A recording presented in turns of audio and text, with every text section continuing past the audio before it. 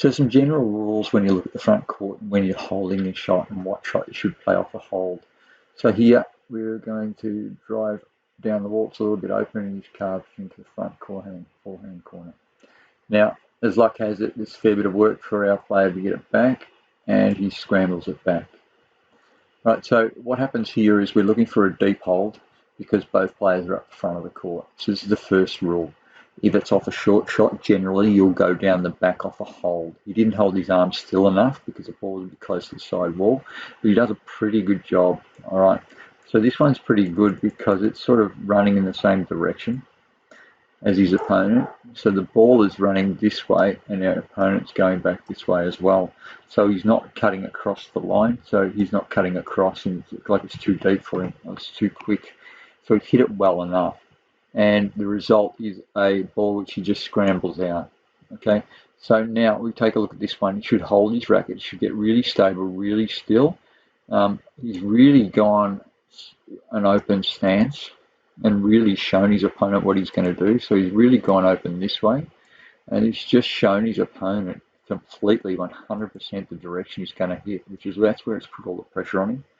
And because if you're going to hold, you really want to make sure and see how he's just given his opponent so much time to get into a position where he can actually attack. Now also remember that our player in black is heading this way. So his movement is this way. So to continue moving this way is just an extension of his actual current movement. So although he's had to have a pause while he's held, he's shot a little bit. His general motion is still forward. So we'll see here. And he's split. And it's a poor drop shot. And this is what happens when you come in with an abnormal stance. Okay, so what happens here, it's very hard to read. It's very hard to read what's going to happen because his footwork is off a back foot. And to go cross-court on that is just as easy to go down the wall. And it's very difficult to read, and he can't even go for the drop shot. But if he goes to drop, then there's interaction between the player trying to get there and across to where the ball will be. And so a deep option here is the best option as well. This is what happens when you get it wrong. There's the cross-court. So that's why it's really hard. See the direction he went? He went straight across. That's that back foot. So the first rule that you'll learn is that if you go with a textbook stance when you play your kill, okay, we'll go for this one. So it goes across, or go for your drop. So textbook, watch his movements. First thing he does is he gets right around and he brings both feet in play, and it's just like it's out of the textbook. He's taken it very high and hasn't taken it really low. In other words, waiting for his opponent to stop. And we'll talk about that a bit more. In other words, our opponent in black, he's still mobile. He's not standing there trying to work out what he's going to do and has to generate off nothing. He's still got motion. And the shot wasn't very good.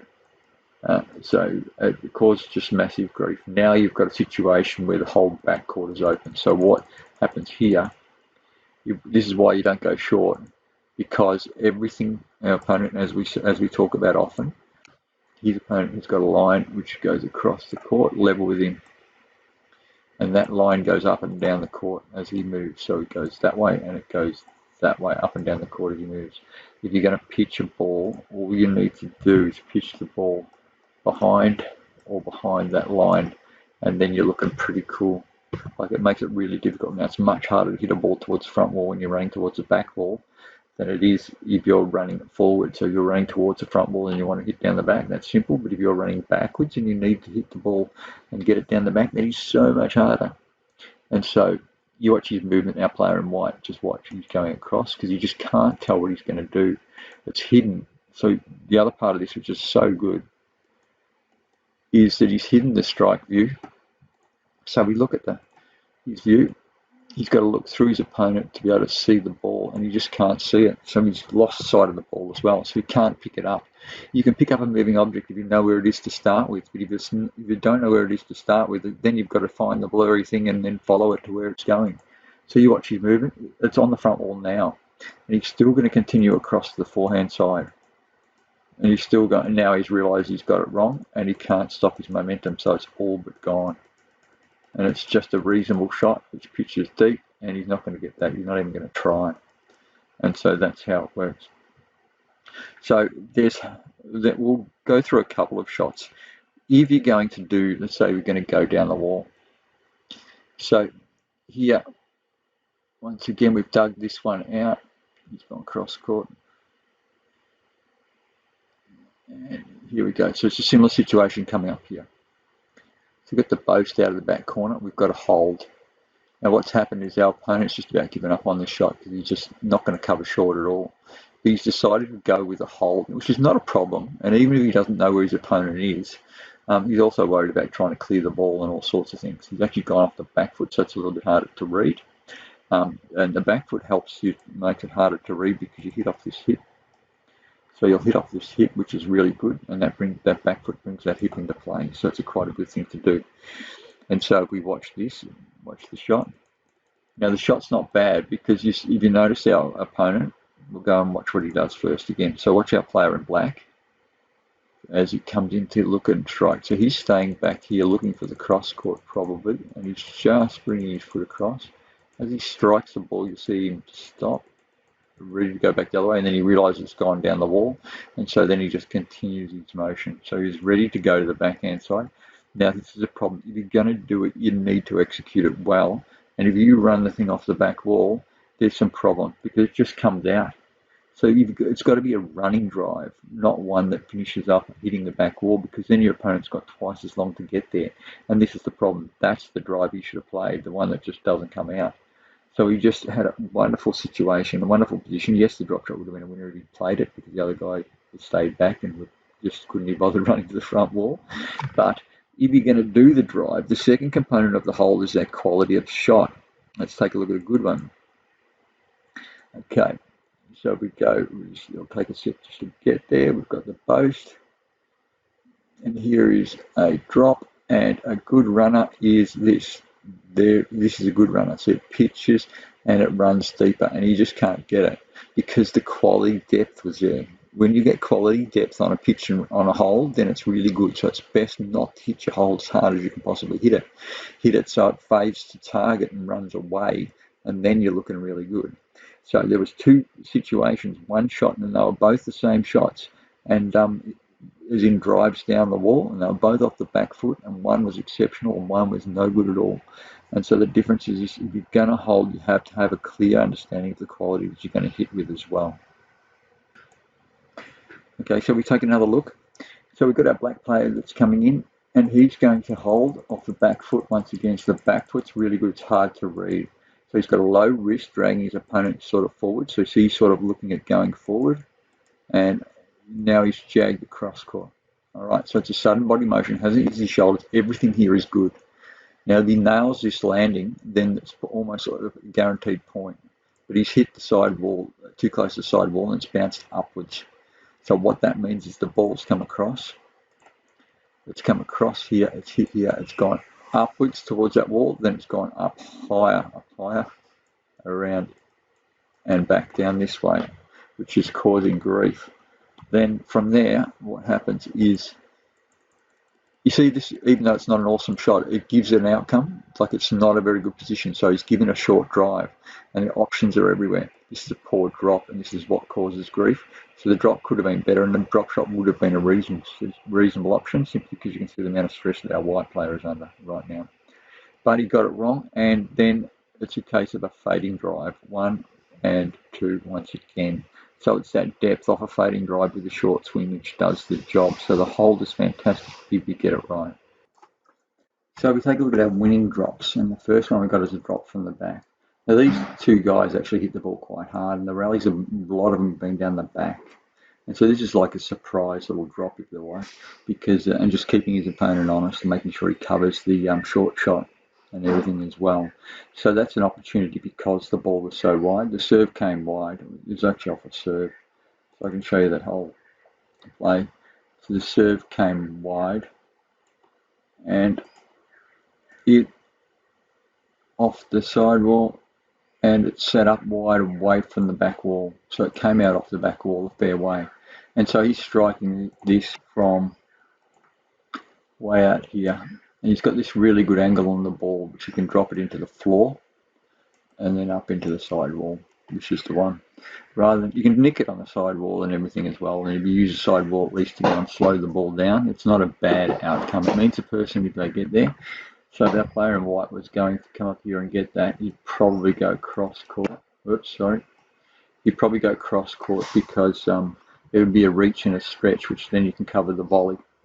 And so that's not a bad play, but not every shot. It's just every now and then. So the back courts are really good, and that's because the rackets are so powerful and people can put the ball down the back so quickly that players tend to stand back.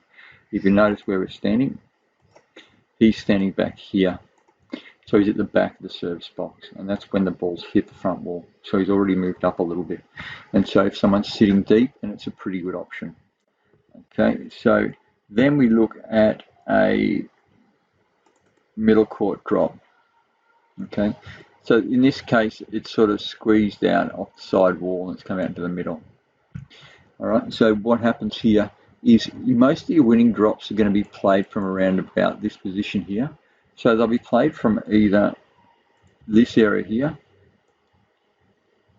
or even somewhere there, or here. And the reason is because they're opportunistic situations when the ball squeezes out off the side wall and your opponent has to make a decision.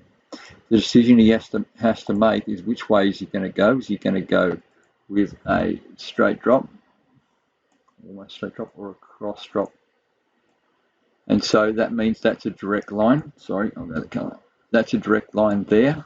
And this one you've got to go out and around to get. It's not as direct a line to go and get.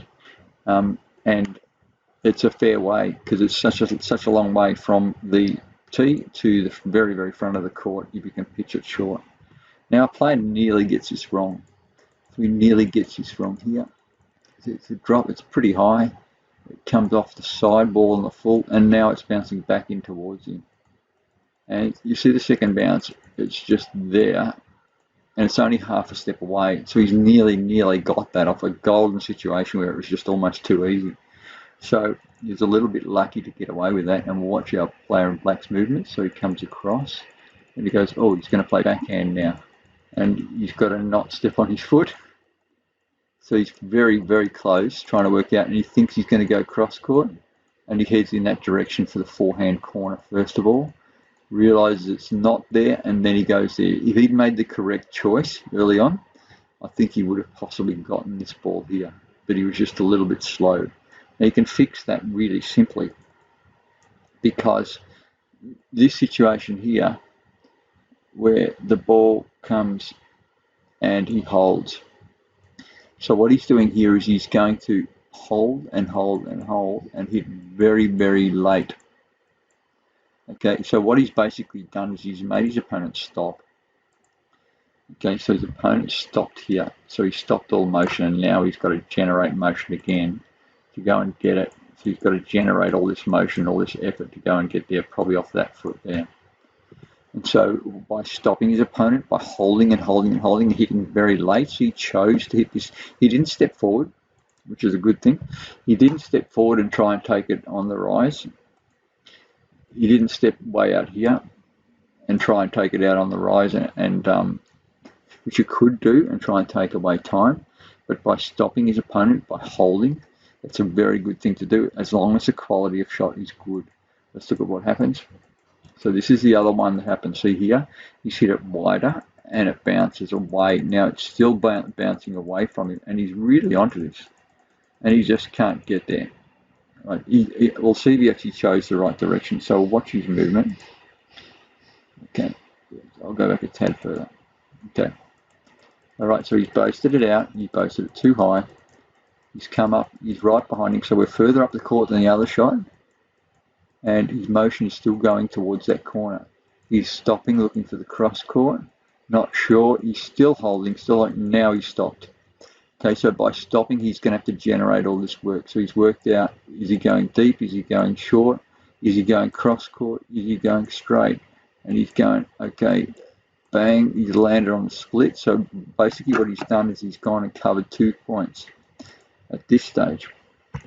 He's going to push off this foot to go that way, or he's going to push off this foot to go that way. So you watch him push off that right foot. Push off, push off, push off. You load up on this leg. So what he's doing is he's loading up on this leg here.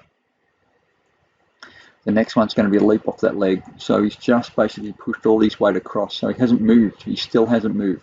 So he's gotten all his weight across this way. So all his weight's gone over onto that leg. And so he can drive off that charged leg, charged with power. And so now he's going to take one big leap and try and get to the ball. And obviously he can't make it. Now let's look at the outcome of the shot.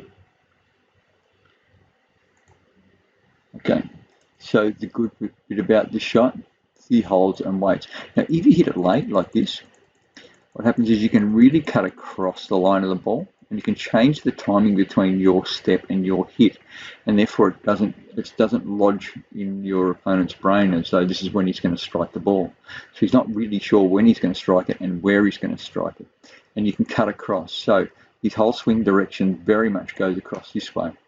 So it's going across that way and out that way, and that puts that slide on the ball, which keeps the ball nice and low and easy to control. We have a look here. The good bit about this, he hasn't hit it too low, which doesn't matter, as long as he doesn't hit the tin, but it's going to floor. So the difference is 1 and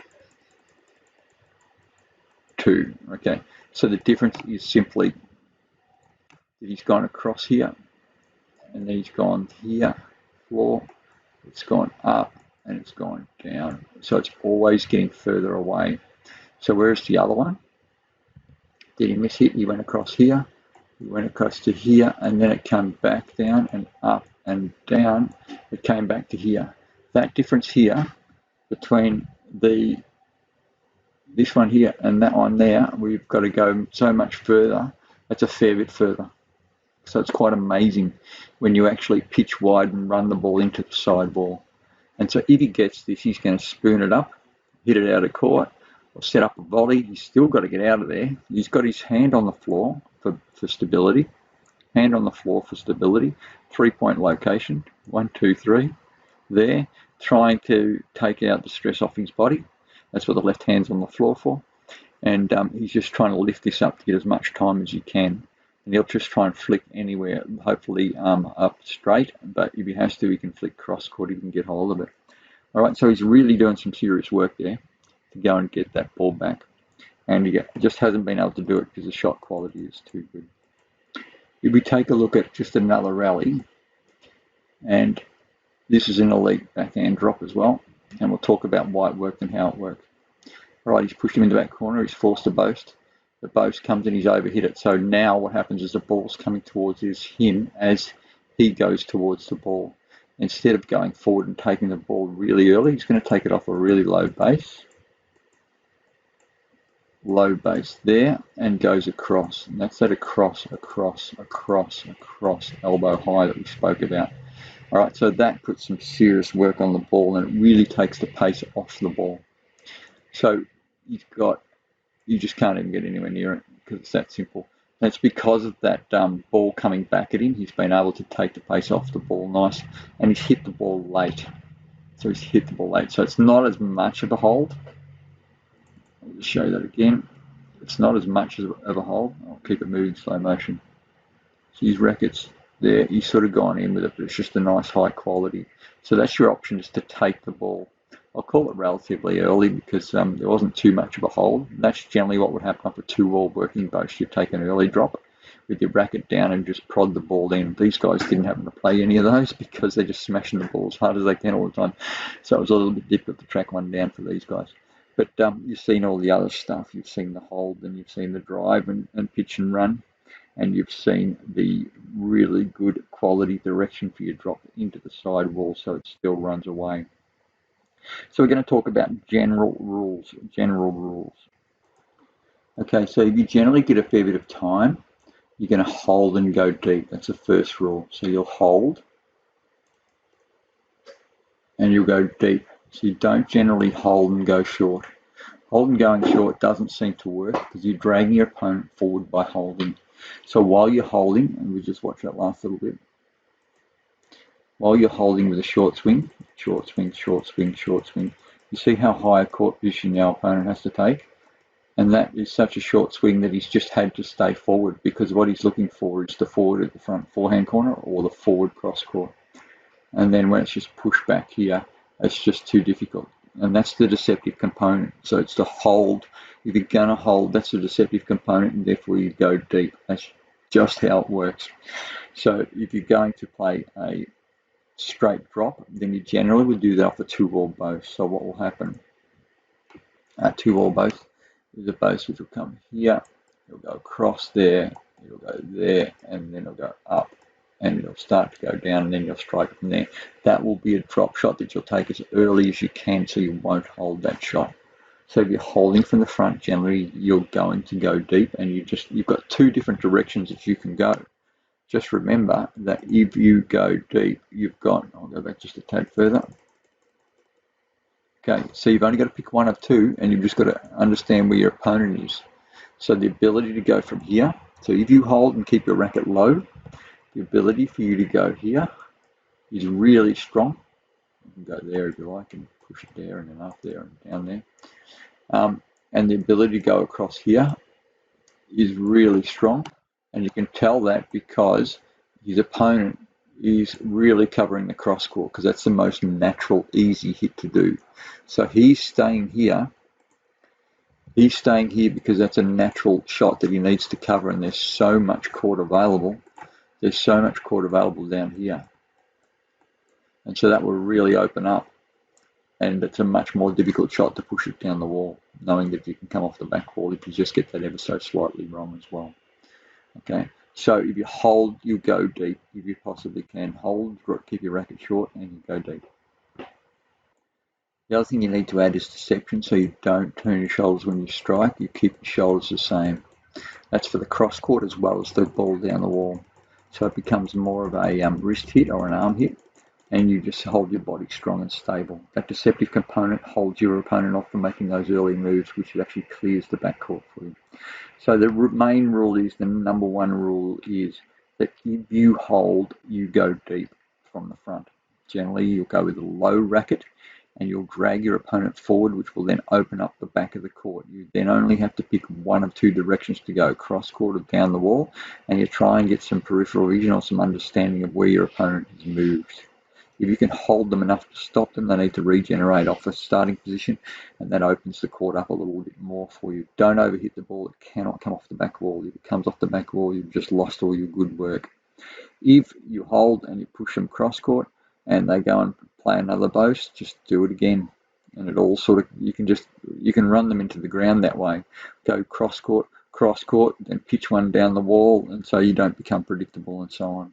So then it becomes pretty simple. All right, there are your rules for you. Hold and hit at the front of the court. Get that right, and you can really knock your opponent around, put some work into their legs at the same time as you hit winners. It's really, really good.